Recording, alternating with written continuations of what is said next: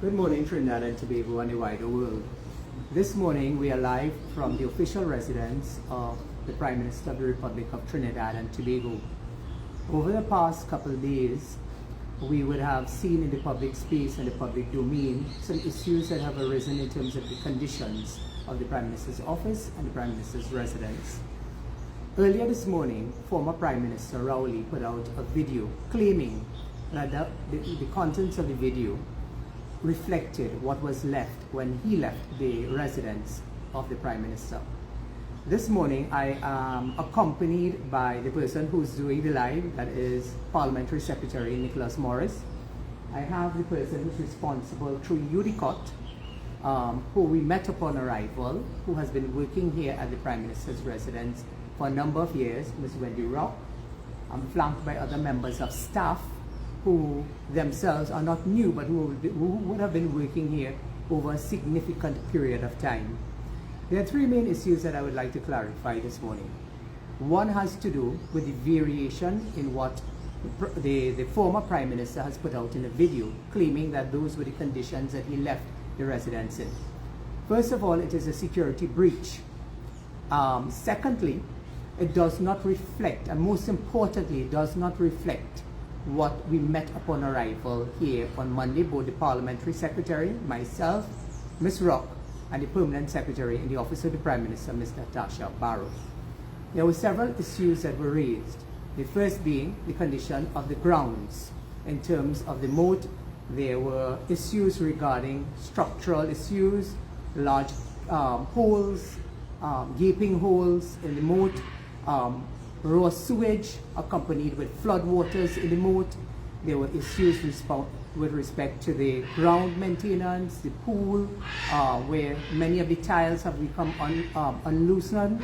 There are issues with respect to the household itself, and their variation in what we saw on Monday compared to a piece of a video that has been carefully manufactured to give the impression that he was left in pristine condition is the furthest thing from the truth.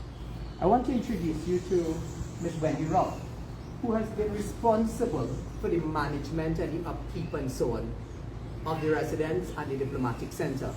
Now, these officers would not have had responsibility in terms of the budgeting that goes with this. All they would be responsible for is making a request to ensure that the maintenance of the facility, the property, would have been properly done. Ms. Rock is now sharing with me, as she shared with us on Monday when she met with the Permanent Secretary and Mr. Morris, that it will require an additional $5 million at a time when the country is experiencing grave financial issues. There has been very little maintenance in terms of work to be done at the residence and the diplomatic center. This is a shell of what we left in 2015. I'm casting no blame on any of the employees here, and I want to make that very clear, because it would be really essentially up to the leadership to provide them with the funding, to provide them with a direction in terms of ensuring that this facility is maintained. Now, the former Prime Minister would have had many members of his family living here with him, which would have included toddlers, children, etc. And we have no issue with that. The issue is that when you left here, we should have left here, meaning the former Prime Minister, in a condition that was befitting of the office of Prime Minister.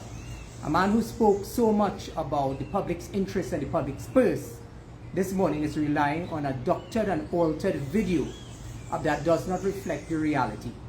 Ms. Rock has shared with me what had happened between Monday and today is that some work has started, and therefore there was some straightening up, but it does not address some of the major issues. So with respect to the grounds, this morning I came here, MTS was here.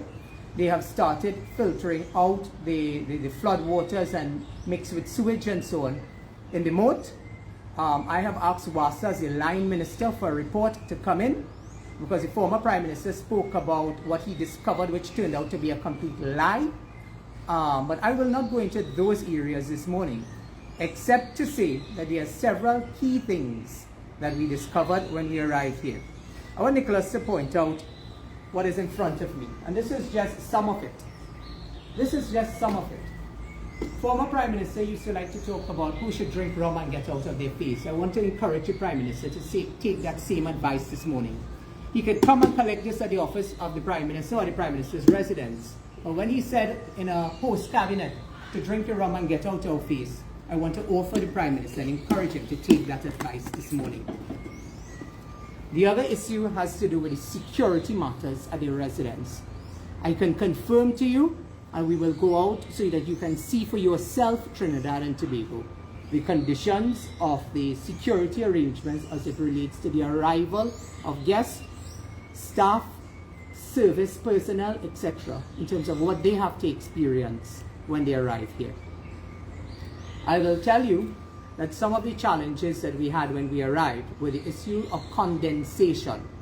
Ms. Rock has confirmed to me that some work has started with respect to condensation, which has rotted out a lot of the baseboards, which has created mold, etc., which also is a health hazard in terms of mold presence in the residence. The second issue was the issue of the conditions that we found some of these bedrooms and so on in, because they would have been utilized by family members, children, etc. Ms. Rock, is it inaccurate to say that when we arrived here on Monday, compared to what we are seeing here today, is a total variation? It's not a total variation, in fact. There are issues that were raised that we immediately addressed. We would have informed of the challenges in addressing and the status of the works that have been done, the progress that is being made, and also the recognition that after we being in a residence for 10 years that's been lived in, that there is always significant work to be done, and a request for funding would have been made to address these issues. In the amount of $5 million, and that would take care of the general upgrade, furniture and fittings, and linens, towels as such, and to modernize. This facility is 19 years old, and it's been maintained, it's not been upgraded, and the $5 million, which in the scheme of today's world it's meager, but it would be to bring this residence up to the standard that is required, but it is livable. Thank you, madam. The issue of the variations you have heard for yourself is not a true reflection of the video that was put out by the former Prime Minister. Ms. Rock is confirming that to us this morning, and therefore Ms. Rock is saying that in order for upgrades and maintenance and so on to be done at this residence, that she has requested a further $5 million. That's the first major issue. The second issue has to do with the security, that UDCOT is now claiming that there is only one issue with the security arrangements as it relates to the scanners. That I can tell you is absolutely untrue. I'll take you to meet the constable at the front gate, who will go through with us what are the current state of arrangements with respect to the security arrangements. A lot of work has started within the residence. I will not attempt to do what the former Prime Minister has done in terms of putting Mrs. Pasabis and any Prime Minister, it's not just Mrs. Pasabis, any Prime Minister at a security risk. That is why we were very careful in terms of who we brought in. We were very careful in terms of the areas of the residence and so on. So a lot of what you saw in the video, as indicated by Ms. Rock and myself, is a variation. It is not what existed here. A lot of work has started on the outside with respect to the maintenance. As I said, I've called in WASA. WASA will come in to deal with the sewage issue, to deal with the flooding issue in terms of the moat. That also is a health hazard. Being exposed to these sorts of conditions were quite a surprise to many of us, because while $50 and $60 million was being spent on the Prime Minister's residence in Tobago, which the former Prime Minister spent a lot more time in, very little attention was placed here. And therefore, the main point is that there's the issue of condensation that has not been addressed. There's attempts to replace the wooden parts of the building, so that mold will not continue to grow and pose a hazard. Then you have other areas where the kitchen staff work in some very dilapidated conditions, in my respectful view. The bedrooms, you only shown one main bedroom. The other bedrooms were not in a similar condition when we arrived here. So a lot of it has been doctored and altered, which has been confirmed not by myself, but by the head of the household and the staff here. You have other officers of staff who would have told you that a lot of these alcohol and so on would have been removed from bedrooms in the residence. And you can see the quality of some of these things. You have vodka and you have champagne while people were suffering in this country. Bedrooms and bedrooms of it. So while the former Prime Minister, as I said, used to say in a postcard to drink a rum and get out of our face, we encourage the former Prime Minister to do the same thing. Because while people in this country were suffering, they were living large, but they were not maintaining the assets of the state. They were being selective in what they decided that they wanted to treat with. We are going to take a walk down to the diplomatic center, where adjacent to that is the security arrangements. So staff, thank you very much for confirming what is in the public space about the variations. And I want to make a point. UDCOT, who is responsible for the maintenance of the residence, is stacked with agents of the People's National Movement, headed by one Noel Garcia. And that is not a secret, that is in the public space. It is not libelous, it is not slanderous, it is the truth. And therefore, moves were made very quickly to try to address some of the superficial things that plagues the residents, so that the former Prime Minister will be able to get, because we still have to determine, as a security measure, how did that video, which has been doctored and altered, arrive in the hands of the former Prime Minister. I will give you a sneak peek of some of the issues that remained there, where there were child-proofing mechanisms and so on. And as we said, we had no issue with who lived here and whether it was his children and grandchildren and so on. It was that the maintenance of the facility, it's a state facility, and it should have been kept. When he left, it was not left in those conditions. And therefore, I'm going to take a quick walk where you will see, I'll speak with you some more about the security arrangements. Thank you, staff. I'll meet with you all thereafter, but thank you for confirming that there was a major variation of what we met compared to the video, the superficial video of curtains and so on, rooms that have been staged, but the main concerns have not been highlighted. So we now take the issue of security. This morning there was a lot, and because you have to walk a little faster, I walk fast. So there was the issue of the moat, the grounds, the raw sewage, etc. There are attempts this morning by MTS. As I said, I'm the line minister for WASA, and therefore I'm going to have WASA come in to deal with the issue of the raw sewage. But a lot of the attempts of superficial cleanups really had to do with just washing out the moats and so on. There are videos which we will share with you in terms of what we met upon arrival, in terms of the raw sewage. The MTS staff has just left. You will see that some of the sediments are still there. You'll see the hose and so on in the moats, but it does not address the critical issue in terms of how do you fix it. So it can't be that the Prime Minister is living here and all you can smell on a daily basis it's raw sewage running through the moat. So there have been attempts of cover up and clean up at the residence through UDCOT, and that is why I'm taking my time to do this morning, and for you to hear from the staff. You're not just hearing from me, you're hearing from the people who are responsible for the maintenance of this facility, and you heard it from Ms. Wendy Rock this morning, the head of the household that we came in here and we met, when she's telling you that there was variations in terms of what we saw when we arrived here on Monday and what the former Prime Minister's doctored and altered video has put out today. You know, it's a really sad state of affairs and pathetic even, that in the office, the residence of the Prime Minister, look at the condition of the flag. And this is supposed to be an agency responsible for state protocol and so on. I want to deal with the issue of security, because Unicot has come out to say that only one scanner is down, and that is the baggage scanner. But I'm not surprised by Unicot and their utterances, because many of them inside of Unicot, they are agents of the People's National Movement, Noel Garcia and others. And therefore I want to share with you this morning, because I met with the constable, and the constable has shared with me and confirmed. You can probably show them the constable. We are at the gates of the residence.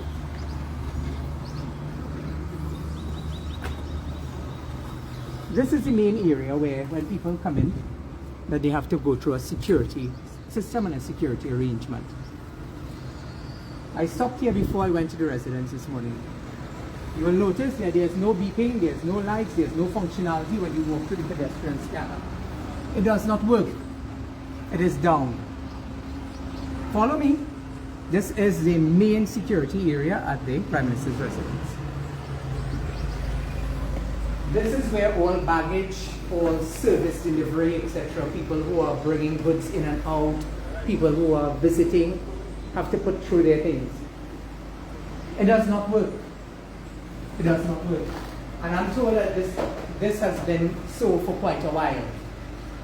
So while we will not want to go into details in terms of what are the contingency plans right now, because there are officers that are manning the post here, and we thank the officers of the TTPS and the Army who have really been doing human service to ensure that things in terms of a security nature are handled effectively. But Nicholas, it doesn't work. The scanners for pedestrians and employees, etc., to pass through, it doesn't work. And these were not our words. This one I confirmed with the constable before I went to the residence, that these things don't work. The conditions under which the employees, look at the condition of a simple thing like an air conditioned unit. Come, Nicholas. Let them see what it is Mrs. Bisessa has inherited here at the Prime Minister's residence.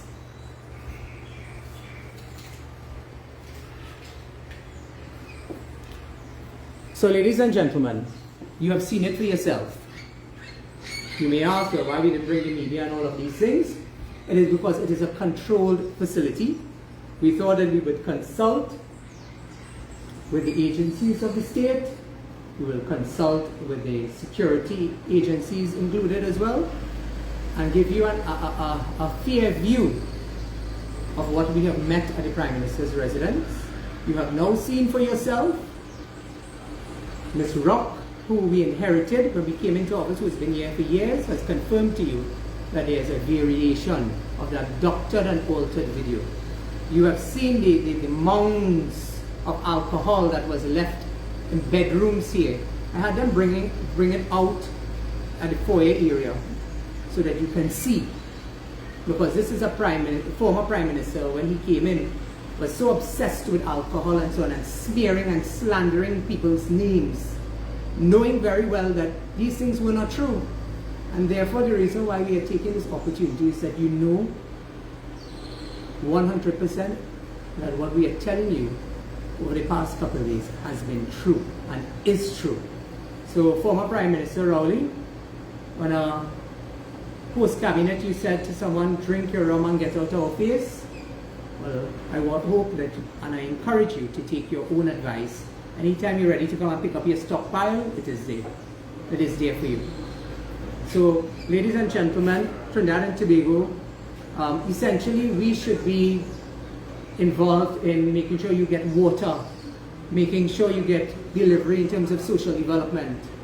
But while all of that is ongoing, we have been spending our times in the ministry and so on, we also have to inform you of the level of deceit and the level of lies coming from a desperate opposition that is struggling to fill a 12-seater maxi, having been defeated is maybe with crushed by Prime Minister Kamala Bisessa and her team. So while we give you the assurance that we are prepared and we have been in the ministries and the work is getting done, we also have to give you the truth of the situation. So I've indicated to you the main issue here at this point for me is the security arrangements here, non-functional, not working. Then you have the issues at the residence, where some superficial work has started. I'll have to get WASA in to come in to check the sewers and so on. Ms. Rock is now telling me we have a bill of $23,000 for WASA to come to take a look at what the problem is with the sewer. She's now telling us $5 million, and you didn't hear it from here.